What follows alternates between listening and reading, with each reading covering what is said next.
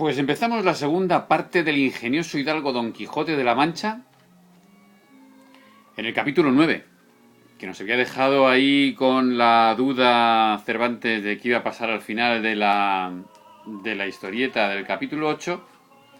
Y efectivamente el capítulo 9, donde se concluye y da fin a la estupenda batalla que el gallardo vizcaíno y el valiente manchego tuvieron. Era como duelo al sol. Estaban los dos ahí que se iban a matar. Dejamos en la primera parte de esta historia al valeroso vizcaíno y al famoso Don Quijote con las espadas altas y desnudas, en guisa de descargar dos furibundos fendientes tales que si en lleno se acertaban, o sea, dos furibundos golpes, tales que si se acertaban de lleno, por lo menos se dividirían y fenderían de arriba abajo y abrirían como una granada, como la fruta, vamos, como un melón. Y que en aquel punto tan dudoso partó y quedó destroncada tan sabrosa historia, sin que nos diese noticia su autor dónde se podía hallar lo que de ella faltaba, porque Cervantes siempre va haciendo referencia como que él todo esto lo que está contando es de textos que ha recogido por ahí.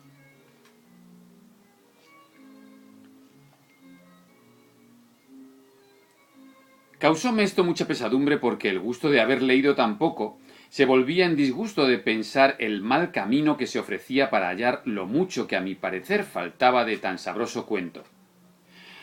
Parecióme cosa imposible y fuera de toda buena costumbre que a tan buen caballero le hubiese faltado algún sabio que tomara a cargo el escribir sus nunca vistas hazañas, cosa que no faltó a ninguno de los caballeros andantes, de los que dicen las gentes que van a sus aventuras, porque cada uno de ellos tenía uno o dos sabios como de molde que no solamente escribían sus hechos, sino que pintaban sus más mínimos pensamientos y niñerías por más escondidas que fuesen.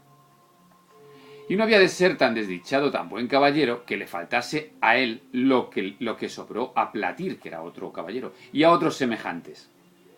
Y así, no podía inclinarme a creer que tan gallarda historia hubiese quedado manca y estropeada, y echaba la culpa a la malignidad del tiempo, devorador y consumidor de todas las cosas, el cual o la tenía oculta o consumida. Por otra parte me parecía que, pues entre sus libros se habían hallado tan modernos como Desengaño de celos y Ninfas y pastores de Henares, que también su historia debía de ser moderna y que, ya que no estuviese escrita, estaría en la memoria de la gente de su aldea y de las a ella circunvecinas. Esta imaginación me traía confuso y deseoso de saber real y verdaderamente toda la vida y milagros de nuestro famoso español Don Quijote de la Mancha, luz y espejo de la caballería manchega, y el primero que en nuestra edad y en estos tan calamitosos tiempos se puso al trabajo y ejercicio de las andantes armas, y al de desfacer agravios, socorrer viudas, amparar doncellas, de aquellas que andaban con sus azotes y palafrenes, y con toda su virginidad a cuesta. Fíjate, el pobre hombre, ya entonces como se valoraba tanto la virginidad, pero era como llevarla a cuestas, era que pesaba mucho la virginidad. De monte en monte y de valle en valle, que si no era que algún follón o algún villano de hacha o capelina o algún descomunal gigante las forzaba, doncella hubo en los pasados tiempos que, al cabo de 80 años, que en todos ellos no durmió un día bajo tejado, y se fue tan entera a la sepultura como la madre que la había parido. O sea, que había nacido virgen y después de tanto bregar con su virginidad se había ido a la tumba virgen como la trajo Dios al mundo. Digo pues que por estos y otros muchos respetos, o sea, todo eso eran unas licencias que se tomaba Cervantes, que no me extraña, claro, que luego tuviera tanto éxito por toda Europa el libro, porque es que era muy picante. Digo pues que por estos y otros muchos respetos es digno nuestro gallardo Don Quijote de continuas y memorables alabanzas.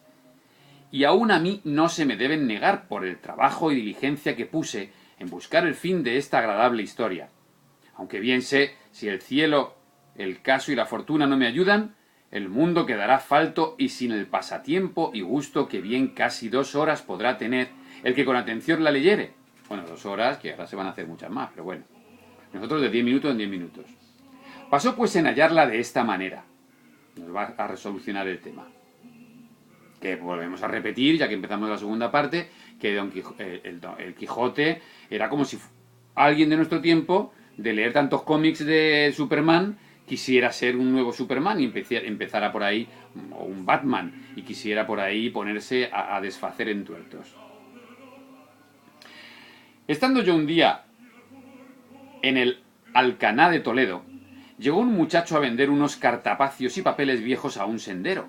Y como yo soy aficionado a leer, aunque sean los papeles rotos de las calles, llevado de esta mi natural inclinación, tomé un cartapacio, que son las carpetas donde van los papeles, de los que el muchacho vendía, y vile con caracteres que conocí ser arábigos. Y puesto que, aunque los conocía, no los sabía leer, anduve mirando si parecía por allí algún morisco aljamiado de los que los leyese. Y no fue muy dificultoso hallar intérprete semejante, pues aunque le buscara de otra mejor y más antigua lengua le hallara. Vamos, que había de todo en esa época en España. Aunque le buscara de otra mejor y más antigua lengua le hallara. En fin, la suerte me deparó uno que, diciéndole mi deseo y poniéndole el libro en las manos, le abrió por medio y leyendo un poco en él se comenzó a reír. Preguntéle yo que de qué se reía y respondióme que de una cosa que tenía aquel libro escrita en el margen por anotación. Díjele que me la dijese y él, sin dejar la risa, dijo: está, como he dicho, aquí en el margen escrito esto. Esta Dulcinea del Toboso, tantas veces en esta historia referida, dicen que tuvo la mejor mano para salar puercos que otra mujer de la Mancha. Vamos, que lo que se dedicaba era a la carnicería. Cuando yo oí decir Dulcinea de Toboso, quedé atónito y suspenso, porque luego se me representó que aquellos cartapacios contenían la historia de Don Quijote. Con esta imaginación le di priesa que leyese el principio, y haciéndolo así, volviendo de improviso el arábigo en castellano, dijo que decía: Historia de Don Quijote de la Mancha, escrita por Cide Hamete Benengelí, historiador arábigo. Mucha discreción fue menester para disimular el contento que recibí cuando llegó a mis oídos el título del libro. O sea que él está contando la historia de Don Quijote, pero al mismo tiempo está contando la propia historia del que lo escribe.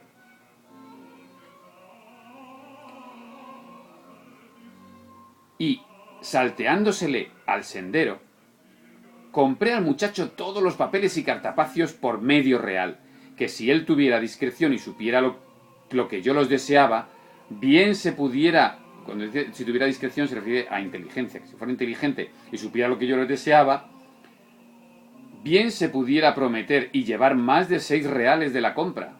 Y de hecho lo compró solo por medio real. Apartéme luego con el morisco por el claustro de la iglesia mayor y roguéle que me volviese aquellos cartapacios, que todos los trataban de Don Quijote en lengua castellana, sin quitarles ni añadirles nada, ofreciéndole la paga que él quisiese.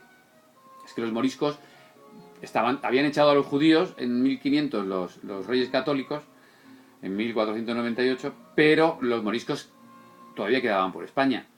Hasta 1640 más o menos no se les echa. Contentóse con 2 arrobas de pasas y 2 fanegas de trigo, y prometió de traducirlos bien y fielmente con mucha brevedad. Pero yo, por facilitar más el negocio y por no dejar de la mano tan buena hallazgo, le truje a mi casa, donde en poco más de mes y medio la tradujo toda del mismo modo que aquí se refiere. Estaba en el primero cartapacio pintada muy al natural la batalla de Don Quijote con el vizcaíno, puestos en la misma postura que la historia cuenta, levantadas las espadas, el uno cubierto de su rodela, el otro de la almohada, y la mula del vizcaíno tan al vivo que estaba mostrando ser de alquiler a tiro de ballesta. Tenía a los pies escrito el vizcaíno un título que decía Don Sancho de Azpetia, que sin duda debía de ser su nombre, y a los pies de Rocinante estaba otro que decía Don Quijote. Lo vamos a dejar aquí porque ya tenemos los 10 minutitos.